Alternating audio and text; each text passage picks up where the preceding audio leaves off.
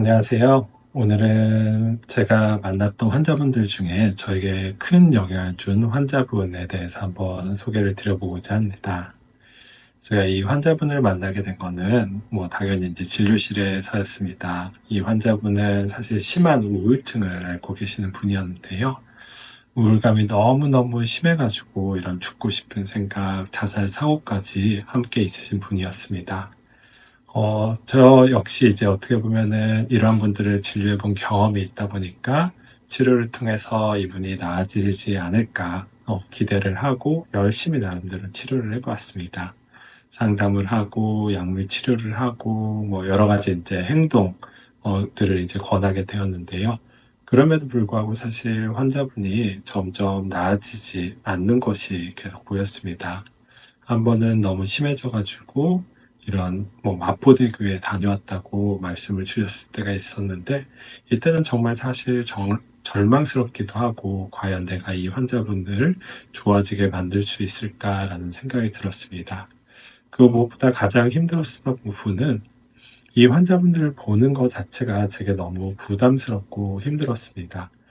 우리가 이제 어떤 것을 할 때 뭔가 기대를 하게 되는데요. 의사 역시 환자분들을 만날 때 환자분들이 좋아지는 모습을 기대를 하게 됩니다. 그래서 이렇게 치료를 하면 혹은 이렇게 약물을 바꾸면은 새로운 약을 추가를 하면은 좋아지지 않을까라는 기대감을 가지게 되는데, 문제는 이 환자분의 경우에는 이런 기대감을 항상 실망으로 다가왔던 것이었습니다.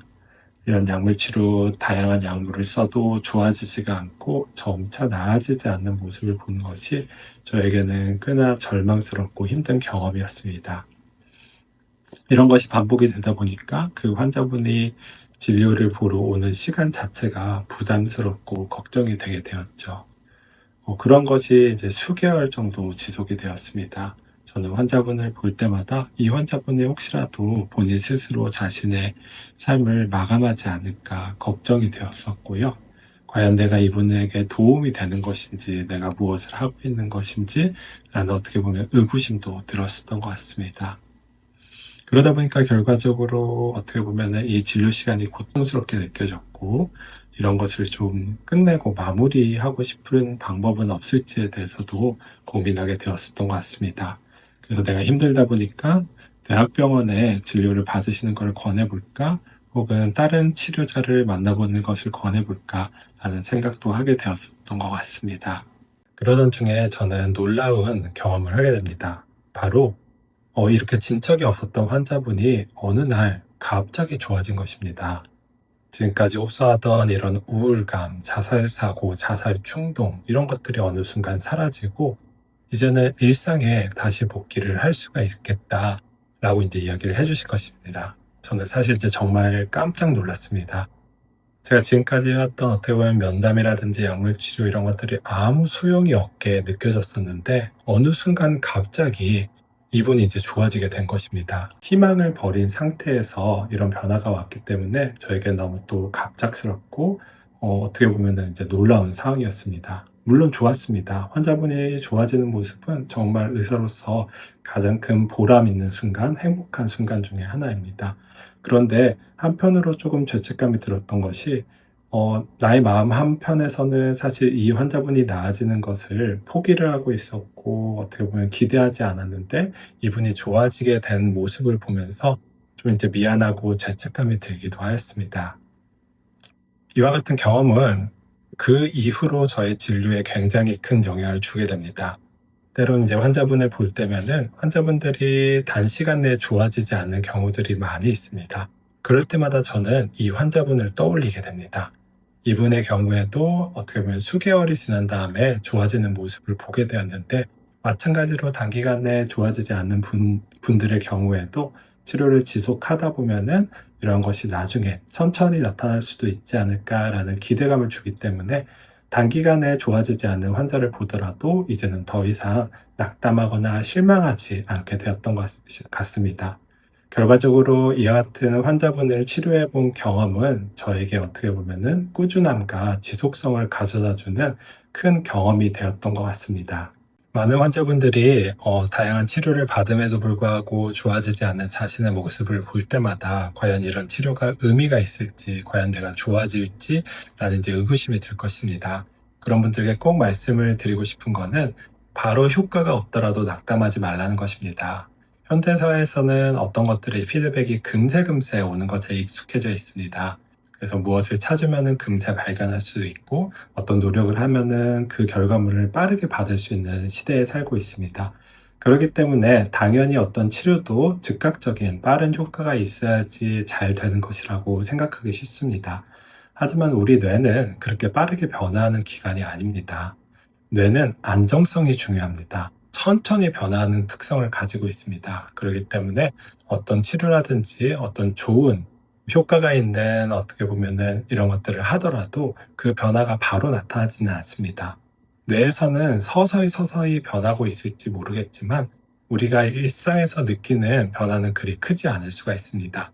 하지만 그런 것들이 계속해서 쌓이고 시간이 지나면서 그런 것이 축적이 되다 보면은 결과적으로 어느 순간에 내가 변화됨을 느끼게 됩니다. 이것이 바로 임계점의 순간이라고 할 수가 있습니다. 우리 물도 계속 온도가 올라가다가 100도씨가 되어야지 그 뒤로 이제 액체가 기체로 바뀌게 됩니다.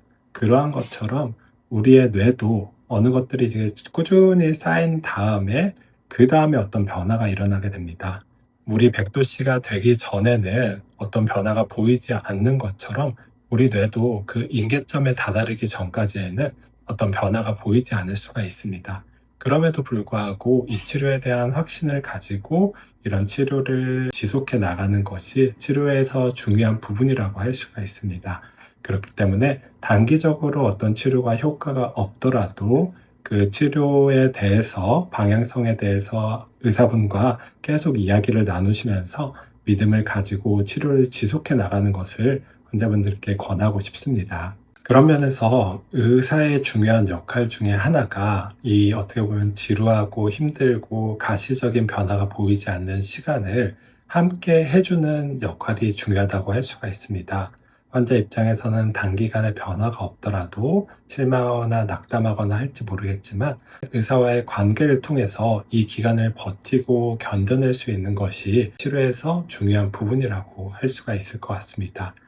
이 상황 속에서 힘들어하고 혼란스러워하는 환자분들을 의료진이 다독이고 힘을 내라고 응원하고 격려해주고 그 관계를 통해서 이 치료 관계를 지속해 나가는 것이 치료에서 굉장히 중요한 부분이라고 할 수가 있습니다. 실제로 제가 앞서 소개해드린 환자분의 경우에도 좋아진 다음에 저에게 많은 고마움을 표시를 하였습니다. 그때 고마워했던 부분 중에 가장 큰 부분은 어떤 약물 치료라든지 어떤 치료를 권해준 것이 아니라 나의 힘든 이야기를 들어주고 공감해주고 그런 관계를 통해서 이게 나아질 수 있다는 기대감을 준 부분이 가장 고마웠다고 하였습니다. 의사가 포기하지 않았기 때문에 환자 역시 좋아질 수 있다라는 기대감을 가지고 이 삶을 포기하지 않고 유지할 수 있었다. 자신이 버티고 견딜 수 있도록 도와주고 곁에 있어 주었다는 것이 가장 큰 힘이 되었다고 고백을 하였습니다. 이와 같이 의료진의 역할은 힘들고 어려워하고 낙담하고 또 단기간에 성과가 없어서 조급해하는 환자분들을 바른 길로 잘 이끌어 나가고 함께 견뎌내고 지켜주는 것이 중요한 역할이라고 말씀을 드리고 싶습니다. 실제로 한 연구에 따르면은 믿을 만한 사람이 옆에 있어주는 것 자체가 우리가 어떤 어려움을 견뎌내고 이거를 버텨내는 데 도움이 된다고 합니다. 연구 대상자들을 이런 가파른 언덕으로 데려가서 그 가파른 언덕의 기울기를 측정을 하도록 하였습니다. 이때 두 가지 군을 비교를 했었는데요. 한 군은 혼자서 그 언덕의 기울기를 측정하도록 하였고, 한 군은 믿을 만한 친구와 함께 그 언덕의 기울기를 측정하도록 하였습니다. 그랬더니 사실 혼자서 측정을 했을 때보다 믿을 만한 사람과 함께 그 언덕의 기울기를 예측을 했을 때 그 언덕을 덜 가파르게 예측을 했다고 합니다. 이와 같은 결과가 의미하는 바는 우리가 누군가 옆에 믿을 만한 사람이 있을 때 내 앞에 주어진 어려움, 고난을 덜 힘들게 받아들인다는 것입니다. 우리 이런 경험을 다들 한번 해보신 적이 있을 것입니다. 믿을 만한 친구가 옆에 있을 때 어떻게 보면은 더 내가 자신감이 넘치고 무언가 더 할 수 있을 것 같은 느낌을 받게 됩니다. 환자분들도 마찬가지입니다. 이런 병이라는 어려움을 경험하고 있지만 믿을 만한 의사, 믿을 만한 지인들이 옆에 있게 되면은 그 어려움과 힘든 것을 덜 힘들게 받아들일 수가 있고 견뎌낼 수가 있을 것입니다. 그렇기 때문에 이런 관계가 굉장히 중요하다고 할 수가 있습니다. 믿을 만한, 의지할 만한 관계 자체가 힘들고 어려운 고난과 역경들을 견뎌낼 수 있는 힘이 된다는 것을 꼭 기억을 해주셨으면 좋겠습니다. 오늘은 제 진료 철학 그리고 진료하는 방향에 아주 커다란 영향을 미친 환자분의 이야기를 소개를 드렸습니다. 그러면서 이 단기적인 변화가 없더라도 환자분들이 포기하지 않고 이런 진료를 이어갔으면 하는 저의 바람, 그리고 의사들이 이런 환자들이 어려움을 경험할 때 옆에 있어주고 같이 견뎌주는 것 자체가 어떤 의미가 있는지에 대해서 말씀을 드렸습니다.